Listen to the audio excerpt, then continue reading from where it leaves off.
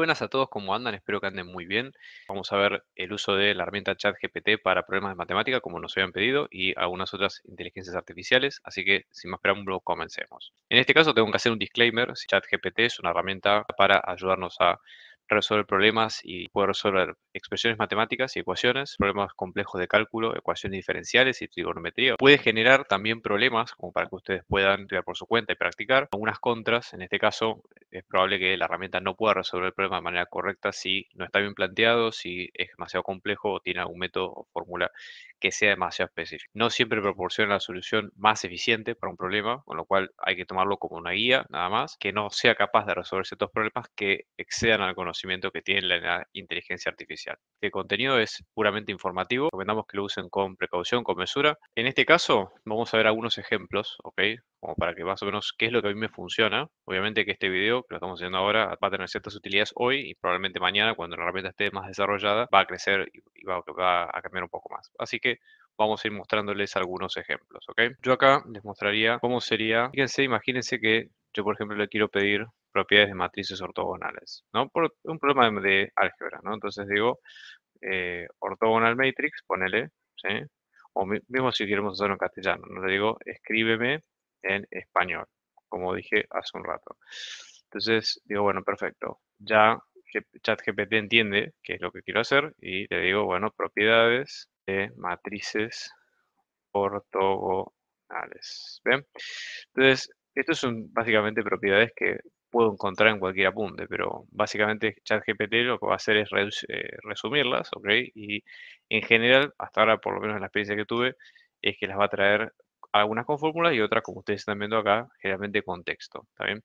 Pero está bueno esto porque yo preguntándole al programa puedo obtener, digamos, puedo tener una fórmula, ¿sí? Que me sirva y después contrastarla con otras fuentes. Por ejemplo, la misma pregunta le hice acá a Wolfram, ¿sí? Fíjense, le puse ortogonal matrix y me trajo las propiedades.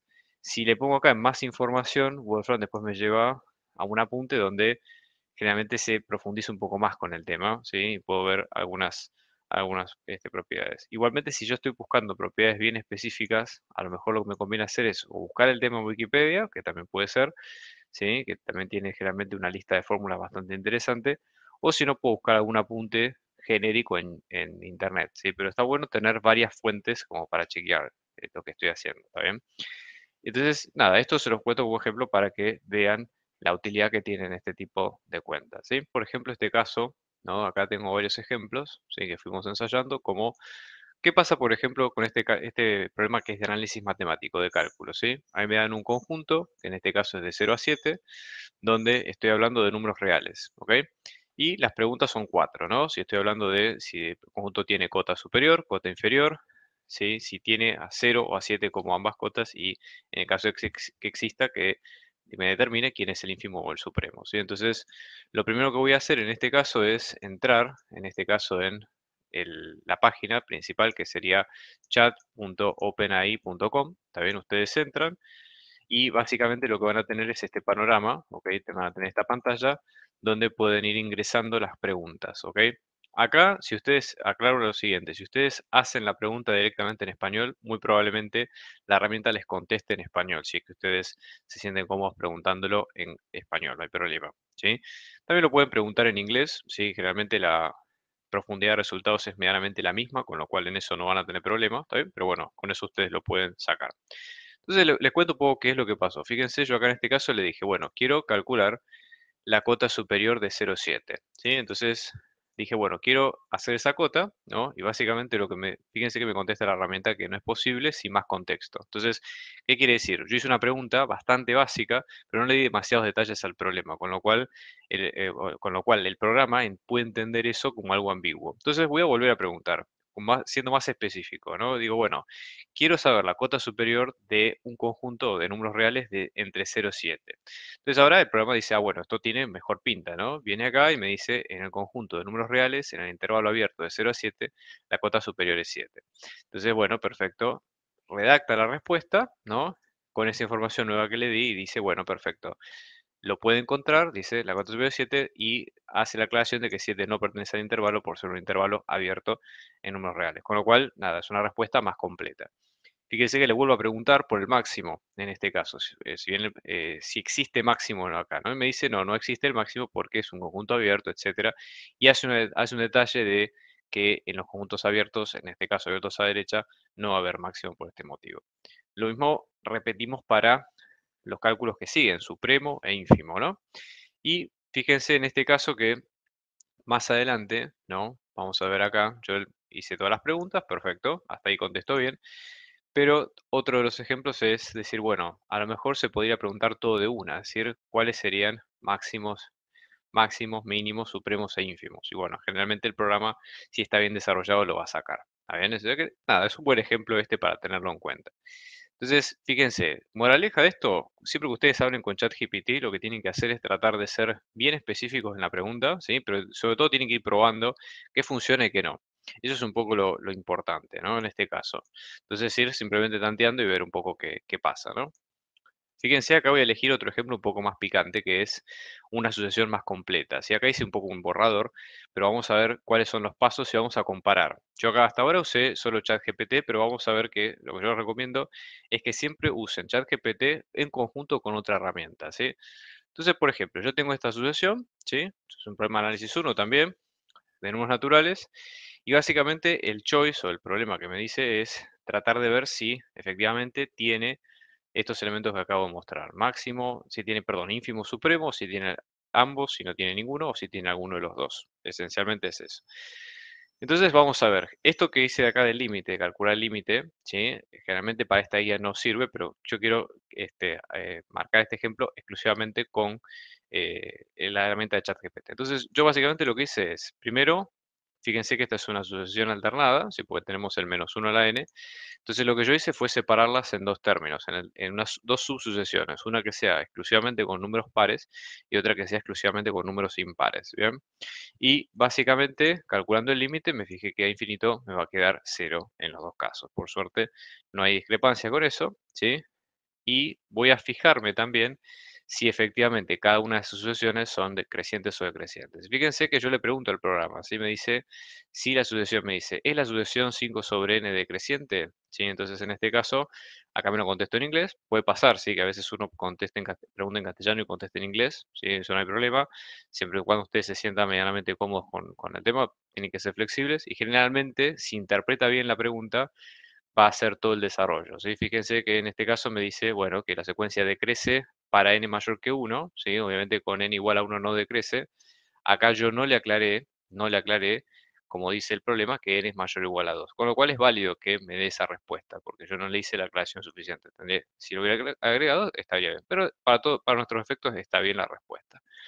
Lo mismo pasa con n impar, ¿sí? Fíjense, cuando voy con n impar, que es el menos 1, si pongo la secuencia completa, y de hecho me dice, fíjense que en este caso me está hablando de que es una secuencia alternada, con lo cual no es estrictamente decreciente, ¿sí? Si bien es cierto que el límite tiende a cero, pero no es una sucesión estrictamente decreciente, ¿sí? Entonces, nada, en este caso hay que tenerlo presente, ¿sí? Porque queda un término oscilante, ¿sí? En ese caso, a tenerlo en cuenta, ¿ok?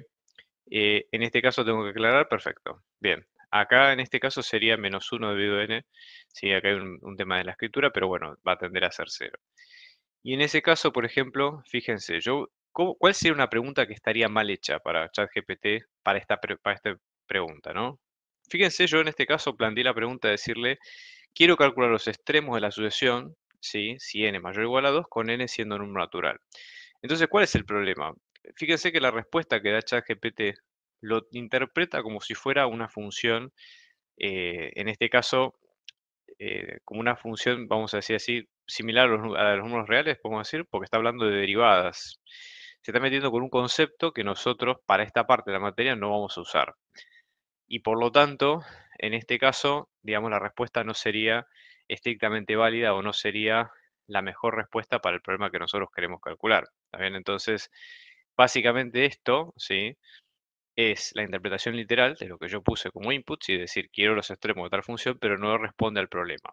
Ahora, nosotros nos damos cuenta de esto si sabemos de antemano la base del tema, ¿sí? ChatGPT no va a resolver todo por nosotros, sino que va a básicamente darnos una mano en responder las preguntas, ¿ok? Pero si nosotros no tenemos la teoría de base, es muy poco probable que podamos resolverlo. Entonces lo dejamos ahí, ¿está bien? O tenemos que ir, digamos, afinando la respuesta. Entonces, acá le voy a volver a hacer la pregunta al programa y le digo, bueno, quiero ahora calcular los cuatro elementos, máximos, mínimos, supremo e ínfimo del conjunto, con n mayor o igual a 2, siendo n siendo número natural. Acá estoy siendo bien explícito, ¿sí? Fíjense que generalmente ChatGPT hay que hacer, por hasta el día de hoy, una combinación de escribir los temas con palabras y con ecuaciones, y en este caso, bueno, el programa sí los interpretó bien, fíjense que me dice quién es el supremo, buenísimo, que en este caso hay un supremo, me dice quién es el ínfimo, que en este caso es cero, independientemente de que en uno existe el máximo y en otro no existe el mínimo, ¿sí? Pero la explicación la pregunta es mucho más específica y sí es una respuesta válida, ¿está bien? Ahora, yo, por ejemplo, ¿qué es lo que voy a tomar una precaución? Supongamos, yo digo, bueno, esto de entrada lo sé porque ya hice el ejercicio de antes, pero supongamos que lo estoy haciendo de cero. Digo, bueno, vamos a complementar esto con un Excel, ¿sí? Yo voy a hacer la sucesión, ¿sí? Voy a tomar una determinada cantidad arbitraria de números naturales y para ver más o menos el estilo. Lo que yo veo es que, fíjense que se replica este comportamiento muy oscilante de la sucesión bastante, que llama la atención porque tiene que ver con las dos subsucesiones que vimos recién, de números pares y de impares.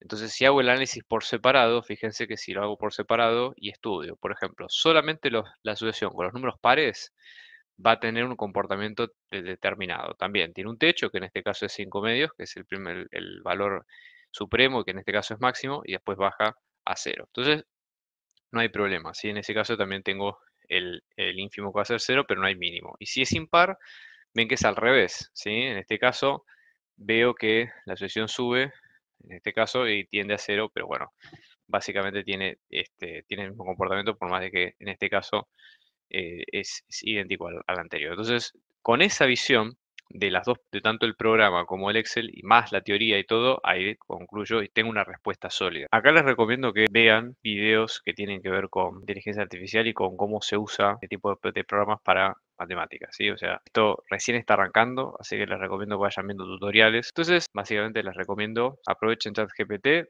para las cuentas que vayan haciendo habitualmente. No se confíen, la herramienta simplemente es una guía, ¿sí? Como para que ustedes puedan ver, complementarlo con los temas que ustedes ya saben y chequear ejercicios y demás, pero no va a solucionar los problemas por sí solos, ¿sí? Resolverles la vida, sino que simplemente es una ayuda más que ustedes tienen. Próximamente vamos a hacer más reseñas con otros programas, ¿sí? Como para que ustedes los vean, pero con esto ya tienen para poder arrancar. Abajo en la descripción del video voy a dejar los links de las páginas que usamos hoy para que puedan jugar con los ejemplos y nada, los invito a que lo usen y que disfruten de la herramienta. Espero que les haya servido, nos vemos la próxima. Un abrazo muy grande.